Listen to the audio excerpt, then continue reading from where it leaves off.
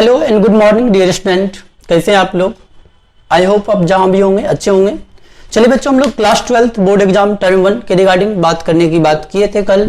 उसी के रिगार्डिंग हम लोग आज पहला लेक्चर्स लेके आए हैं आपके लिए। तो पहला लेक्चर्स हम लोग इस एग्जाम के बारे में कंप्लीट अपने को इसके बारे में नॉलेज लेंगे। इस एग्जाम का सिलेबस क्या है, एग्जाम का डेट कब है, एग्जाम का पैटर्न क्या है, क्या इसके रिगार्डिंग कुछ अपने को सैंपल पेपर्स हैं अपने पास, क्या इसके रिसोर्सेज क्या अपने को फॉलो करने चाहिए, कब तक मैं अपना सिलेबस कंप्लीट कर लूंगा, तो कैसे मुझे पढ़ाई करना चाहिए, इसके रिगार्डिंग क्या कुछ टिप्स एंड ट्रिक्स हो सकते हैं। इसके रिगार्डिंग हम लोग कंप्लीटली आज के टॉपिक में बात कर रहे होंगे, राइट। और कल से आपका बिल्कुल अपने को कंटेंट लेके आएंगे अपने को, तो उसके रिगार्डिंग अभी बात करेंगे कंप्लीटली हम लोग। चलिए क्लास अपने को तो बच्चों टर्म 1 में देखो क्या होगा। सबसे पहले अपने को आप इसका एग्जाम डेट जान लें। एग्जाम डेट कब है इसका 10 दिसंबर, जो कि आप अच्छे से जानते होंगे, देखे भी होंगे आप, राइट। दूसरा चलो हम लोग एग्जाम पैटर्न की बात करें। तो एग्जाम पैटर्न इसका क्या है बच्चों, तो इस बार एग्जाम पैटर्न अभी जो टर्म 1 है कंप्लीटली आपका एग्जाम पैटर्न क्या है, ऑब्जेक्टिव है अपने को। तो ये भी खुद सही बात है अपने को। ऑब्जेक्टिव देखो इसमें क्या हो सकता है बच्चों, कई बच्चों को 100% मार्क्स आ सकता है और कई बच्चों को अपने को जिन्होंने अगर सही से प्लानिंग नहीं करोगे, सही से पढ़ाई नहीं करोगे, तो आपके मार्क्स अपने को बहुत कम आ सकते हैं। डेरिवेटिव टाइप क्वेश्चन आते थे उसमें लिखने वाला, सब्जेक्टिव टाइप का, उसमें क्या होता था सर, तो उसमें आपको आप कुछ भी लिख के आते थे, थोड़े से एग्जाम जो भी अपने को चेक कर रहे होते थे वो अपने को आपको थोड़ा सा दया भाव दिखाते हुए आपको कुछ मार्क्स दे देते थे। बट यहाँ ऑब्जेक्टिव में OMR सीट में आप फिल करोगे तो कहीं से भी अपने को कुछ आपको ना शकल जान रहे, ना आपको जान रहे, ना आपने क्या लिखा, क्या आपने को लास्ट स्टेप पे मिस कर दिया या शुरुआत में ही अपने तुक्का लगाया, तो ऐसा कुछ इन्फॉर्मेशन नहीं सामने वाले को जाने जा रहा है। तो इसलिए अपने को गलत होगा सीधा 0 मिलेगा, सही होगा परफेक्ट अपने को आपको पूरा स्कोर मिलेगा, राइट। चलिए तो एग्जाम पैटर्न कैसा है बच्चों, एग्जाम पैटर्न तो कंप्लीटली ऑब्जेक्टिव है। तो ये एक अच्छी बात भी है, पढ़ने वाले बच्चों के लिए अच्छी बात भी है, और जो जिनका प्रिपरेशन अच्छा नहीं है उनके लिए थोड़ा सा नेगेटिव पॉइंट भी हो सकता है ये चीज। चलो इसमें डेरिवेशन आपको स्किप करना, डेरिवेशन अभी आपको नहीं पूछने जा रहा है इस साल। कोई भी डेरिवेशन जो लंबा डेरिवेशन आपको पूछा करता था पहले विगत सालों में, तो वो इस साल आपके लिए तो नहीं है कंप्लीटली, ठीक। यानी कंप्लीटली MCQ बेस्ड अपने को मल्टीपल चॉइस क्वेश्चन रहेगा, सिंगल करेक्ट आंसर अपने को हर एक क्वेश्चन का वही सिंगल करेक्ट। एग्जाम का मार्क्स मैक्सिमम मार्क्स क्या है बच्चों, तो मैक्सिमम मार्क्स की अगर बात करें हम लोग तो मैक्सिमम मार्क्स इसके लिए आपका 35 अलॉटेड है। इस एग्जाम टर्म 1 का 35 मैक्सिमम मार्क्स। कितने क्वेश्चन रहेंगे, क्या सर इसके रिगार्डिंग कुछ सिंपल पेपर है, तो यस बच्चे है अपने को। चलो कितने क्वेश्चन रहेंगे, तो देखो क्वेश्चन अपने को 3 सेक्शन में बटे रहेंगे।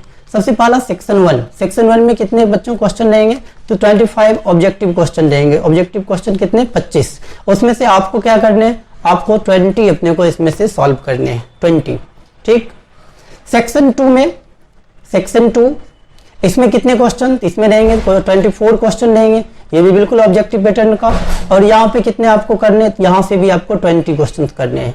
यस इसमें 4 अपने को AR असर्शन रीजनिंग टाइप के क्वेश्चन देंगे, जिसके रिगार्डिंग हम लोग थोड़ी देर बाद बात करेंगे अपने को, जो कि एक नया टाइप क्वेश्चन इस साल अपने को इंट्रोड्यूस इस टर्म 1 में किया गया है। सेक्शन 3 बच्चों, सेक्शन 3 में कितना 6 अपने को क्वेश्चन रहेंगे, ये भी ऑफ कोर्स ऑब्जेक्टिव ही रहेगा। और इसमें से आपको क्या है 5 क्वेश्चन करने हैं। हाँ यहाँ पे 4 क्वेश्चन बच्चों केस स्टडी बेस्ड क्वेश्चन रहेगा। केस स्टडी बेस्ड क्वेश्चन क्या होता है ये अपने को इसके रिगार्डिंग बात हम लोग करेंगे भी अपने को आगे, ठीक है। चलिए तो टोटल क्वेश्चन आपको कितने बनाने हैं, 20 यहाँ और 5 यहाँ पे, यानी ओवरऑल कितने बच्चों 45 क्वेश्चन आपको आंसर करने हैं, ठीक। तो यानी यहाँ पे देखो आपके पास ऑप्शन है, चुनने की आजादी है, 25 में से 20 क्वेश्चन ही आपको करना है। तो ये अपने को पढ़ने वाले बच्चों के लिए प्लस पॉइंट हो सकता है। अगर 2, 4, 5 अगर नहीं भी आए तो भी काम चल जाएगा। आप अगर 20 से ज्यादा सॉल्व कर लोगे तो वो फर्स्ट 20 आपका उन्होंने अपने को मार्किंग स्कीम के लिए फर्स्ट 20 कंसिडर करेंगे। इसलिए आप बिल्कुल जब श्योर हो जाएं बच्चों, जो कोई भी क्वेश्चन सही है, आप मान लो अगर 2500 सॉल्व कर देते हो और पहला आपका 20 में से क्या है 19 सही है, एक गलत कहीं कोई था अपने को, तो वो आपका वो गलत वाला काउंट हो जाएगा। भले ही आपका 25 में से 20 सही है, फिर भी आपको मार्क्स मात्र 19 क्वेश्चन का मिलेगा। इसलिए अपने को बी श्योर जो भी आप क्वेश्चन कर रहे हैं वो अपने को उसका करेक्ट आंसर हो। अगर आप ये दिखाने के लिए मुझे समय बना सकता हूँ, कोई एक क्वेश्चन बीच में अगर आपने तुक्का लगा दिया और वो आपका गलत हो गया तो आपका मार्क्स कट जाएगा। इसलिए जब 25 में से 20 क्वेश्चन चुनना है तो बिल्कुल उन्हीं 20 क्वेश्चन को हम लोग बनाएंगे जिसपे अपने को बिल्कुल आश्वस्त हो अपने को सही है। यहाँ भी वही बात, 24 में से 20 चुनना है आपको। अगर आपने 2400 का अगर टिक लगा दिया, 2400 को इसलिए टिक नहीं लगाना है, तो अगर 2400 का टिक लगा दिया तो ऊपर से कोई भी अगर आप अपने को उसमें कोई भी आपका गलत हो गया तो पहला 20 वो कंसीडर करेंगे मार्किंग के लिए, तो फिर आपका मार्क्स कट जाएगा। इसलिए बस 20 लगाना है जिसपे कि आप बिल्कुल आश्वस्त हो अपने को, बिल्कुल सही है आपके लिए, वही बच्चों आपको लगाना है। यहाँ के लिए भी वही चीज है अपने को। हाँ, इसमें इंट्रोड्यूस किया गया क्या 4 असर्शन रीजनिंग टाइप का क्वेश्चन रहेगा, यानी आप इस टाइप का क्वेश्चन देखे होंगे, 2 स्टेटमेंट लिखा रहता है, एक स्टेटमेंट अपने को ये असर्शन, एक दूसरा स्टेटमेंट रीजन, तो क्या ये दोनों स्टेटमेंट सही है, करेक्ट एक्सप्लेनेशन है या करेक्ट एक्सप्लेनेशन नहीं है, असर्शन सही है, रीजन गलत है या रीजन गलत, रीजन सही है, असर्शन गलत है, इस टाइप का क्वेश्चन अपने को। तो ये नया टाइप का है, थोड़ा सा इसके रिगार्डिंग आपको प्रैक्टिस करनी पड़ेंगे। बट ऑफ कोर्स सॉरी, इसमें 4 नहीं, इसमें 5 क्वेश्चन अपने को यस ये मैंने गलत लिखा है, इसमें कितना बच्चों 5 क्वेश्चन अपने को, 5 क्वेश्चन अपने को, ये 5 असर्शन रीजनिंग टाइप के क्वेश्चन है। यानी 24 में से अगर आप असर्शन रीजनिंग का प्रैक्टिस नहीं भी करते हो, बट अगर अच्छे से आप अपने को अगर करके जाते हो बाकी सिलेबस, तो आप बिल्कुल सोच सकते हो ऑब्जेक्टिव पैटर्न क्वेश्चन ही रहा अपने को। असर्शन रीजनिंग में थोड़ा सा आपको अलग से बिल्कुल प्रैक्टिस करना चाहिए, और ये हम लोग करेंगे, बताएंगे इसके लिए क्या रिसर्च आपको फॉलो करने चाहिए। वही बात यहाँ भी 6 ऑब्जेक्टिव क्वेश्चन में आपको 5 करना है, और यहाँ पे नया टाइप का एक अपने को केस स्टडी बेस्ड लगाया है, तो उससे क्या आपने समझते हैं आगे देखते हैं। चलो हम लोग एक अपने को, अगर आप सैंपल पेपर देखना चाहते हो तो बच्चों बिल्कुल आप सैंपल पेपर देख सकते हो। इन्होंने ही अपने को खुद ने ही इन्होंने देखो, एक तो इन्होंने अपने को सीबीएसई वालों ने खुद ही सैंपल पेपर डाल दिया है, तो आप जाके डाउनलोड कर सकते हो। मैं भी लिंक इनका इसका इसमें डिस्क्रिप्शन में दे दूंगा, आप वहां से भी डाउनलोड कर सकते हो। देखो उन्होंने अपने को कंप्लीटली आपको बताया, सेक्शन ए में 25 question, attempt any 20 question. Section B में आपका क्या है बच्चों, ये 24 में से क्या अटेम्प्ट करना है, 20 क्वेश्चन अटेम्प्ट करना, और 6 में से सेक्शन सी में से आपको 5 क्वेश्चन करना है। यहाँ आप देख सकते हो, देखो असर्शन रीजनिंग क्वेश्चन के बारे में हम लोग अगर बात करें बच्चों, तो देखो ये किस टाइप का क्वेश्चन रहा असर्शन रीजनिंग। यस देखिए क्वेश्चन नंबर 45, जैसे अपने को क्या, यहाँ 2 स्टेटमेंट इन्होंने लिख दिया अपने को। एक assertion, to increase the range of an ammeter we must connect suitable high resistance in series to it. Reason उन्होंने दिया है, the ammeter with increased range should have high resistance. तो बच्चों क्या होता है अपने को, अब ये कौन सा क्या, नीचे देखिए ऑप्शन किस टाइप से, both A and R are true, R is the correct explanation. ये A and R are true but R is not the correct explanation, A is true but R is false, A is false and R is also false. यहाँ के लिए आप अगर जानते होंगे तो ये अपने को दोनों के दोनों स्टेटमेंट क्या है बच्चों, फॉल्स थे। तो इस टाइप के एक नया अपने को नया टाइप ऑफ क्वेश्चन इसमें इंट्रोड्यूस किया गया है, राइट। चलो, और दूसरा जो बताया केस स्टडी बेस्ड, उसमें क्या रहता है बच्चों, यहाँ पे कुछ आपको नया चीज, यहाँ पे जनरली आपको तो वही चीज दिया रहता है जो कि आप सिलेबस में पढ़े हो, उसी से रिगार्डिंग रहेगा क्वेश्चन आपको, राइट, उसी के रिगार्डिंग। बट वो कुछ नया भी टाइप का चीज अपने को दे सकते हैं, जिसके बारे में इस पैराग्राफ में पूरा लिखा रहेगा, और बेस्ड ऑन द पैराग्राफ अपने को आपको क्या करना है, आंसर करना है। यहाँ इन्होंने जो सैंपल क्वेश्चन में, सैंपल पेपर में जो इन्होंने पैराग्राफ दिया है बच्चों, तो इसमें जैसे कंप्लीट नॉलेज तो नहीं दिया है, तो ऑफकोर्स ये अपने को सिलेबस का ही अपने को चीज है, सिलेबस में ऑलरेडी ट्रांसफार्मर पढ़ना है, तो उसी के रिगार्डिंग हमें अपने को बाकी क्वेश्चन उसी के बेस्ड अपने को आंसर करने हैं अपने को, राइट। ये एक नया टाइप ऑफ क्वेश्चन है जो कि पिछले सालों तक बोर्ड में ऐसा नहीं पूछा जाता था, राइट। इसके लिए बिल्कुल प्रैक्टिस अपने को अलग तरीके से करनी पड़ेंगे। इसका ये डाउनलोड कर सकते हो, मैं भी लिंक यहाँ पे दे दूंगा आपको, ठीक है। इसका इन्होंने प्रॉपर सॉल्यूशन भी दे रखा है, तो इस पेपर को एक बार जब सिलेबस कंप्लीट हो जाए तो आप बिल्कुल अपने को इसको सॉल्व करना, राइट।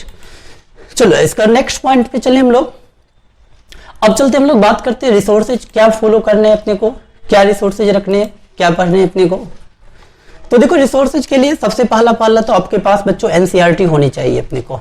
एनसीईआरटी से कोई समझौता नहीं, क्योंकि ये असर्शन रीजनिंग बेस्ड क्वेश्चन या आपने को ये केस स्टडी बेस्ड क्वेश्चन, खास करके केस स्टडी बेस्ड क्वेश्चन, जो कि 4 क्वेश्चन है आपको सेक्शन सी में से, 6 में से 4 क्वेश्चन ही केस स्टडी बेस्ड क्वेश्चन है। तो वो आप तभी कर पाओगे जब आप बुक रीडिंग का हैबिट अभी से डालोगे। तो बच्चों अभी आज के पहले क्या होता था, अगर नोट्स में जो दूंगा आपने को, जो क्लास में पढ़ाया करता था, अगर वो आप कंप्लीट कर लेते थे तो आप सब क्वेश्चन बना सकते थे। बट नहीं, केस स्टडी बेस्ड अभी भी बना सकते हो, बट आपको और कुछ नया टाइप का अगर दे दिया उन्होंने अपने को कुछ अलग से, तो फिर आप एनसीईआरटी अगर पढ़ते हो, अब बुक स्टडी आपका हैबिट है, तो ही आप कर पाओगे। बट ऐसा चांसेस तो ऑल्दो नहीं है अपने को, ये जो नया टाइप का और दे दे, कहीं ना कहीं सिलेबस से ही देंगे अपने को, राइट। सिलेबस के रिलेटेड ही चीजें पूछ रहे होंगे आपसे, बट बी प्रिपेयर्ड अपने को। एनसीईआरटी सबसे पहला रिसोर्सेज में एनसीईआरटी कंप्लीट मुझे अपने को कंप्लीट फॉलो करना है, और एनसीईआरटी ही मैं यहाँ के लेक्चर में भी जो कराऊंगा आपको, बिल्कुल टू द पॉइंट एनसीईआरटी ही कराऊंगा। कैसे मैं बता दूं अपने को आपको, देखो बच्चों यहाँ पे, yes just 1 minute, okay, yes, okay. तो देखो एनसीईआरटी अपने को मैं जब पढ़ा रहा हूँ आपको तो बिल्कुल ये बता रहा हूँ इलेक्ट्रिक चार्जेस एंड फील्ड, जैसे स्टार्ट करूंगा चैप्टर तो इसमें अब जैसे मैं पढ़ाऊंगा सेक्शन 1.1 में क्या है, 1.2 में क्या है, उसका समरी क्या है, मैं वो आपको लिख के दूंगा, राइट। 1.3 में उसके बाद क्या है, यानी कंप्लीट आपको जब मेरे साथ मैं जब पढ़ा दूं अपने को, आप उसके साथ जाके घर पे जो 1 घंटा में बोला था आपको, जो टाइम कितना लगाना है बच्चों, 3 घंटा पर डे लगाना है, 1 घंटा मेरा लेक्चर देखना है, 1 घंटा उसके रिगार्डिंग आपको बिल्कुल स्टडी करना, उससे रिगार्डिंग क्वेश्चन सॉल्व करने हैं। तो जो मैं अब मान लो एक दिन में जैसे सेक्शन 1.1 से लेके 1.5 तक कर पढ़ा दिया हूँ, तो जाके जब मैं पढ़ा दूंगा इसी सेक्शंस का एग्जांपल लेके टू द पॉइंट बिल्कुल डिट्टो में सेम चलूंगा एनसीईआरटी से। कुछ भी मुझे इसमें इस बैच में खास करके जेई के लेवल, जेई एडवांस लेवल के लेवल के जाने का कोई भी जरूरत नहीं है अपने को। कंप्लीटली बोर्ड फोकस्ड है। हाँ यस, नीट वाले का काम बन जाएगा, उतना ही पूछता है, जेई मेन वाले का भी एक हद तक काम बन जाएगा। तो बट कंप्लीटली फोकस्ड हम लोग क्या रहेंगे, एनसीईआरटी बेस्ड, बिल्कुल बोर्ड पे फोकस्ड रहेंगे। तो यहाँ मैं इसी का एग्जांपल सब बिल्कुल आपके सामने एग्जैक्ट बुक हो सकता है नहीं उल्टा हूं अपने को, बट जब भी मैं बता रहा हूँ तो इसका टू दी पॉइंट अपने को हर चीज इसका डिस्कस करूंगा। जैसे 1.5 में डिस्कस करूंगा तो इसका जो भी इसमें लिखा हुआ एडिटिविटी ऑफ चार्जेस क्या है वो समझाऊंगा, चार्जेस कंजर्व ये क्या है अपने को, क्वांटाइजेशन ऑफ चार्ज क्या है, तो जो भी चीज यहाँ पे है उसमें जो भी अपने को काम का इन्फॉर्म, चूंकि अभी आपको बिटवीन दी लाइन्स भी पढ़ने पड़ेंगे। ऑब्जेक्टिव क्वेश्चन में पहले क्या होता था बच्चों, सब्जेक्टिव क्वेश्चन होते थे तो उसमें अपने को मेन क्वेश्चन आपको बता दिया जाता था, आप डेरिवेशन रट लेते थे तो आपका काम चल जाता था।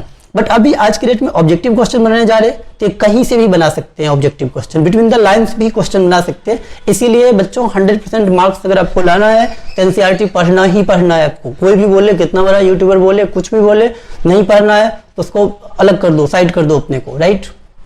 सबसे पहला काम एनसीईआरटी आपको रखना है और एनसीईआरटी रीड करने का बिल्कुल अभ्यास करना है। अगर आप 100% चाहते हो तो, अगर 100% आप मार्क्स लेके आना चाहते हो तब के लिए तो एनसीईआरटी बिल्कुल पढ़ना ही पढ़ना है, उसके अलावा कोई चारा नहीं हो सकता है, राइट। आपका अगर टारगेट ही अगर 100% नहीं होके आपका टारगेट ही अगर कम है, जो कैसे भी 70-80% सर हमें आ जाए अपने को, मेरा काम चल जाएगा, तो आप मेरा नोट्स जो मैं पढ़ाऊंगा बिल्कुल आप उस नोट्स से बिल्कुल फॉलो कर लेना, बिल्कुल अब काम बन जाएगा आपका।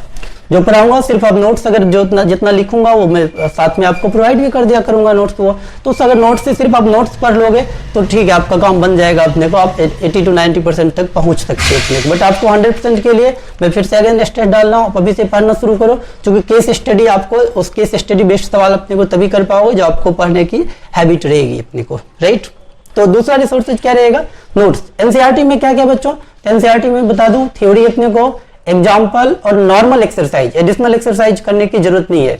एग्जाम्पल और जो नॉर्मल एक्सरसाइज जो है अपने को, तो नॉर्मल एक्सरसाइज ये तीनों मैं अपने को लगभग आपको करा दूंगा और वो साथ साथ में आपको प्रैक्टिस करने हैं, राइट। चलिए, तो नोट्स के बाद अपने को सेकंड पॉइंट्स, नोट्स रिवीजन के लिए आप नोट्स यूज कर सकते हो कंप्लीट, जो इसी मैं नोट्स दे दूंगा आपको कंप्लीटली नोट्स आपको रिवीजन के लिए। अगला अपने को नेक्स्ट बच्चों यहाँ पे देखो, खास करके असर्शन रीजनिंग क्वेश्चन जो था अपने को, असर्शन रीजनिंग वाला एंड अपने को केस स्टडी बेस्ड जो क्वेश्चन था उसके लिए आपको थोड़ी सी प्रैक्टिस करनी पड़ेगी। ऑल्दो आप एनसीईआरटी में कंप्लीट पर हो गए तो ऐसा हो नहीं सकता है अपने को, जो कुछ वो क्वेश्चन जो असर्शन रीजनिंग और केस स्टडी बेस्ड वाला क्वेश्चन उससे बाहर जाए अपने को सवाल ही नहीं उठता है अपने को, उसी से रिलेटेड वही कंसेप्ट रहेगा। But yes of course to be safe side अपने को आपको एक बुक ले लेना है और वो ओसवाल का ये बुक अपने को ले लेना है आपको। ओसवाल का बुक काफी अच्छी बुक है, इसमें आपको कई सारे क्वेश्चन अपने को हर चैप्टर में case study based assertion reasoning दिया हुआ है, तब कंप्लीटली इसको अपने को रट लेते हो कैसे भी करके, तो आपका बिल्कुल 100% गारंटी मान लो लगभग अपने को आ ही जाएगा वो क्वेश्चन अपने को फिजिक्स के पेपर में आ ही जाएगा आपको, राइट। ये देखो ये बुक रहा, ये रिसोर्सेज मैं शेयर करूँ ना करूँ अपने को, किसी को जरूरत हो तो व्हाट्सएप करना, मैं इसको दे दूंगा ये ओसवाल बुक्स, राइट ना। तो ये काफी अच्छी बुक है आपके बोर्ड एग्जाम के लिए, इसमें असर्शन रीजनिंग। अदरवाइज आप बच्चों इसको खरीद लेना, बेटर होगा आप खरीद लेना, क्योंकि राइटर को भी थोड़ा क्रेडिट जाना चाहिए, उन्होंने काफी मेहनत किया है। और मैं को इसका पेड प्रमोशन वगैरह नहीं कर रहा हूँ। हाँ, इन्होंने मुझे अपने को अपना स्पेसिफिक कॉपी अपने को इन्होंने भेजा है, मुझे अपने को बुक इन्होंने दिया है, दैट्स गुड। मैं इसलिए बोल रहा हूँ क्योंकि इनकी बुक वाकई अपने को काफी अच्छी बुक है। तो बच्चों ये आप इसमें देख सकते हो, यहाँ पे कंप्लीट आपको सिलेबस भी दिया गया है अपने को, क्या क्या सिलेबस है, ऑल सिलेबस आप अलग से भी डाउनलोड कर सकते हो, सीबीएसई के साइट से आप सिलेबस अलग से भी ले सकते हो। ये अगर ओसवाल वाला बुक ले लेते हो आप तो इसमें सिलेबस, इसमें यही आपको सिलेबस रिटर्न में मिल जाएगा। सिलेबस बिल्कुल आप हमेशा सामने रख के अपने को पढ़ाई कर, सिलेबस में देख के अपने को क्या सिलेबस का कोई पॉइंट छूट तो नहीं रहा मेरे से, सिलेबस के हर पॉइंट को जाना है। सिलेबस बहुत बच्चों पढ़ाई कर रहे होते हैं और उनको सिलेबस ही नहीं पता है सिलेबस क्या है अपने को। एनसीईआरटी में भी हर चीज नहीं पढ़ेंगे, जो यहाँ पे सिलेबस में नहीं है यहाँ पे उसको मैं छोड़ दूंगा, उसको नहीं पढ़ाऊंगा यहाँ इस बैच में, क्योंकि इसमें एनसीईआरटी कवर करूंगा बिल्कुल बोर्ड एग्जाम के हिसाब से। मैं पहले ही बोल रहा हूँ, हाँ जो नीट वाले बच्चे अगर देख रहे हैं, जो जेईई वाले बच्चे देख रहे हैं, तो एनसीईआरटी का वो पार्ट भी अपने को बिल्कुल कवर करना, फॉलो करना अपने को, वो पार्ट भी आप जरूर देखना, राइट। चलो तो ये आप बुक खरीद लेना बच्चों। इस बुक से मैं बोल दिया करूंगा या आप खुद से भी जैसे चैप्टर में फिनिश करूंगा तो इस बुक का जितने भी क्वेश्चंस होंगे आप बिल्कुल रट लेना, इसको बिल्कुल समझ के इसको रट लेना। इन्होंने अपने को सामने थोड़ा सा आपको बेसिक थ्योरी भी दे दिया है इन्होंने भी, और बेसिक थ्योरी के बाद देखो इन्होंने क्वेश्चंस आपको प्रॉपर्ली क्वेश्चंस दिया है प्रैक्टिस के लिए। चलो यस, देखो ऑब्जेक्टिव टाइप के क्वेश्चंस अपने को इन्होंने दिए हैं पहले, और सही क्वेश्चन सब दिए अपने को, प्रीवियस ईयर से ही उठा के दिए हैं या अपने को एनसीईआरटी से ही उठा के दिए हैं। Assertion reasoning based question practice के लिए आपको थोड़ा सा प्रैक्टिस बच्चों आपको करना पड़ेगा असर्शन रीजनिंग बेस्ड में, क्योंकि कई बार क्या होता है दोनों स्टेटमेंट करेक्ट होता है बट उसका करेक्ट एक्सप्लेनेशन है या नहीं है, एक कंफ्यूजन जैसा बन जाता है बच्चों के लिए, ठीक है। तो ये चीज आपको करना पड़ेगा, ये इसके लिए प्रैक्टिस अपने को जो भी इन्होंने जैसे 8 क्वेश्चन इस पे बेस्ड दिया था इन्होंने, तो दैट्स गुड ग्रेट। ये 8 क्वेश्चन अगर करेंगे तो लगभग ये हर चैप्टर से 8 क्वेश्चन करेंगे तो हो जाएगा आपका कंप्लीट काम, अपने को आप समझ जाओगे अपने को कैसे आंसर करना है, राइट। और ऐसे ही केस स्टडी बेस्ड क्वेश्चन देखो उन्होंने बना रखा है, तो वो भी अपने को क्वेश्चन इनका सही बनाया हुआ है अपने को, राइट। जैसे 2 क्वेश्चन इन्होंने केस स्टडी बेस्ड इसमें दिया है, 2 पैराग्राफ देके और उसके बेस्ड आपको क्वेश्चन दिया गया है, राइट। तो ये चीज है, तो कंसेप्ट अपने को एनसीईआरटी में पढ़ना ही है, उसी से रिलेटेड क्वेश्चन रहते हैं, बट इसे में थोड़ा सा प्रैक्टिस आपको करने की जरूरत है, राइट। चलिए बच्चों, तो हम वापस चलें अपने को। हाँ तो देखो ये अपने को अगला रिसोर्सेज क्या हो गया, ये ओसवाल का बुक आप बिल्कुल खरीद लेना। अच्छा नेक्स्ट एक चीज अपने को प्रीवियस ईयर क्वेश्चन बैंक। देखो बच्चों कई लोगों को अपने को कंफ्यूजन है sir previous year question bank ले या ना ले। अगर आप अच्छा करना चाहते हो, देखो इस तीनों से आप जा तो सकते हो 100%, इसमें आ गया ओसवाल वाले ने अपने को कवर कर लिया अपने को क्वेश्चन प्रीवियस ईयर से भी। बट अगर आप अच्छा करना चाहते हो, खास करके जेईई मेन में भी, नीट में भी और बोर्ड में बिल्कुल अपने को श्योर होना चाहते हो जो कोई भी क्वेश्चन नहीं छूटे, तो आपको बिल्कुल प्रीवियस ईयर क्वेश्चन ले लेना है अपने को, प्रीवियस ईयर क्वेश्चन ले लेना है। मैं स्ट्रेस दे रहा हूँ अपने को, पिछले 5 साल का कम से कम पेपर ले लेना है आपको, 5 से 10 साल का पेपर जो भी मिले वो आपको ले लेना है। कारण क्या बच्चों, अगर आप ये लेके इसमें देखो डेरिवेशन नहीं आएगा बिल्कुल, ऑफ कोर्स हमें डेरिवेशन इससे क्या करना है, डेरिवेशन को तुरंत स्किप कर दूंगा, जो डेरिवेशन पूछा है उसको स्किप कर दो, उसको हटा दो, डेरिवेशन की कोई जरूरत नहीं। लेकिन डेरिवेशन के अलावे डेरिवेशन का जो रिजल्ट अपने को जो डेरिवेशन के लिए वो पूछ रहे थे, इस बार वो डेरिवेशन वाला वो इंपॉर्टेंट रिजल्ट था अपने, इसका मतलब तो उस पर बेस्ट वो क्वेश्चन पूछेंगे आपको, तो फॉर्मूला तो बिल्कुल याद होना ही चाहिए उसका। और बाकी न्यूमेरिकल्स जो भी क्वेश्चन अपने को बच्चों आपको पूछे जाएंगे ना, तो जो पहले सब्जेक्टिव में पूछे जाते थे न्यूमेरिकल्स क्वेश्चन, जो अपने को शॉर्ट आंसर टाइप में न्यूमेरिकल वाले पूछे जाते थे, वो अभी ऑब्जेक्टिव बना देंगे। अब देखो जेईई मेन का सवाल क्या होते हैं अपने को, वही न्यूमेरिकल नहीं हो जाते ना क्वेश्चन अपने को, तो वहां पे क्या रहते हैं बच्चों, तो वही चीज यहाँ पे अभी जो बोर्ड एग्जाम में जो प्रीवियस सालों में जो बोर्ड एग्जाम में पूछा गया उसी को ये अपने को ऑब्जेक्टिव पैटर्न बना देंगे, ऑब्जेक्टिव क्वेश्चन बना देंगे। यानी बोर्ड एग्जाम के लिए खास क्वेश्चन ही अपने को इंपॉर्टेंट हुआ करता था। अगर इसके पिछले साल अगर आप मेरे से मिलते, मैं बोलता आप 10 साल का क्वेश्चन बना लो, रट लो, एनसीईआरटी साथ में कवर कर लो, 100% श्योर हो जाओ अपने को, बाकी कहीं कुछ जाने की जरूरत नहीं है। 10 साल से ज्यादा कुछ नहीं पूछता है किसी भी बोर्ड एग्जाम में। 10 साल अगर बना लिया पेपर, समझो आपके सामने 10 साल का पेपर अगर आपको दे दूं तो समझो एक तरह से मैं पेपर आउट कर दिया नेक्स्ट ईयर का। अगर 10 पेपर बना लेते हो तो एक पेपर अगला साल जो आने वाला है उससे कुछ नहीं बाहर आने वाला है, अपने को कंप्लीटली वही रहेगा। तो इस साल भी है अपने को इंपॉर्टेंट है, तो आपकी मर्जी पे है बच्चों, आप अगर लेना चाहें इसका जो भी क्वेश्चन आपको उसमें है डेरिवेशन को स्किप करके बाकी थ्योरेटिकल आपको ऑब्जेक्टिव बना के पूछ सकता है, न्यूमेरिकल भी आपको ऑब्जेक्टिव बना के पूछा जा सकता है और वही सब पूछेगा ही अपने को। बट यस ऑफ कोर्स आप एनसीईआरटी यहाँ कवर कर रहे हो तो एनसीईआरटी कवर करके ये आपको सब कुछ आ जाएगा, उसमें कुछ खास नहीं बचेगा। बट यस अपने को कॉन्फिडेंट होने के लिए आप बाकी जगह भी एग्जाम में अच्छा करने के लिए, जेईई मेन में, नीट में भी अच्छा करने के लिए और यहाँ बोर्ड एग्जाम में भी अपने को बिल्कुल 100% आप श्योर, अपने को से क्या होता है एक आपका कॉन्फिडेंस बढ़ता है। तो ऐसा करना है आपको, तो बिल्कुल आप बच्चों यहाँ पे ये जा सकते हैं इसमें प्रीवियस ईयर क्वेश्चन पे बैंक जो है वो खरीद सकते हैं, राइट। चलिए तो नेक्स्ट अपने को हम लोग चलते हैं बच्चों, एक ट्रिक अपने को। अब जो बच्चे देखो यह भी ट्रिक से अभी इसका कोई लेना नहीं है, दूर दूर तक कोई वास्ता नहीं है, बट देखो इस बार एग्जाम चूंकि ऑब्जेक्टिव है, अगर ये लास्ट टाइम पे अगर आप तब तक में सिलेबस अगर नहीं बना पाते हो, नहीं कंप्लीट कर पाते हो, तब के लिए ट्रिक आपका काम करना है, ठीक है। अभी इसके कोई लेना नहीं है। तो क्या बच्चों ट्रिक क्या है, तो देखो चूंकि एग्जाम ऑब्जेक्टिव है, कोई नेगेटिव मार्किंग नहीं है, आप किसी भी क्वेश्चन को छोड़ के मत आना, किसी भी क्वेश्चन को छोड़ के मत आना। तो सर छोड़ के नहीं आऊं क्या करूं अपने को, तो सर उसमें आप क्या करो ना, ऑप्शन बी एंड सी अपने को कोई एक ऑप्शन चुन लेना, ठीक है। अब अगर मान लो कुछ नहीं पढ़ के गए हो ना अपने एग्जाम में, तब भी मैं बोल रहा हूँ इस एग्जाम में पास कर सकते हो। 35 मार्क्स का है, तब भी आप उसका 33% लेके आ सकते हो, आप तब भी पास कर सकते हो। अब क्या करो, कोई एक ऑप्शन चुनना, जो भी क्वेश्चन आपको नहीं आए ना, या तो ऑप्शन बी चुन लो या ऑप्शन सी चुन लो, बस कोई एक, दोनों मत चुनना अपने को, दोनों में समझदारी मत करना। क्वेश्चन अगर नहीं आ रहा है तो सिर्फ हर क्वेश्चन जो भी नहीं आ रहा है सबका आप ऑप्शन बी लगाना या सबका ऑप्शन सी लगाना, लगभग मोर और लेस अपने को बच्चों आपका फिर सही रह जाएगा अपने को, ठीक है। बट अगर दिमाग लगाओगे इस क्वेश्चन का बी नहीं आ रहा, इस क्वेश्चन में सी, इस क्वेश्चन में ए, तो फिर आप गलत हो जाओगे। हाँ किसी में अगर श्योर आ गए, किसी क्वेश्चन में अगर श्योर है अपने को बिल्कुल 100% नहीं, ऑप्शन बी तो गलत ही है, तो फिर आप वहां छोड़ दो अपने को। अदरवाइज अब जितना भी क्वेश्चन नहीं आता है, कंप्लीटली इसके बारे में कुछ नहीं जानते, तो ऑप्शन बी लगा लो आप। ये ट्रिक आप यहाँ पे भी, नीट में भी, जेईई में भी, हर जगह आप अप्लाई कर सकते हो। उससे आप हमेशा बेनिफिशियल अपने को, आपको बेनिफिट ही मिलेगा। अब जब तक श्योर नहीं हो ऑप्शन, मतलब कोई एक ऑप्शन बी या सी अपने को, ठीक है।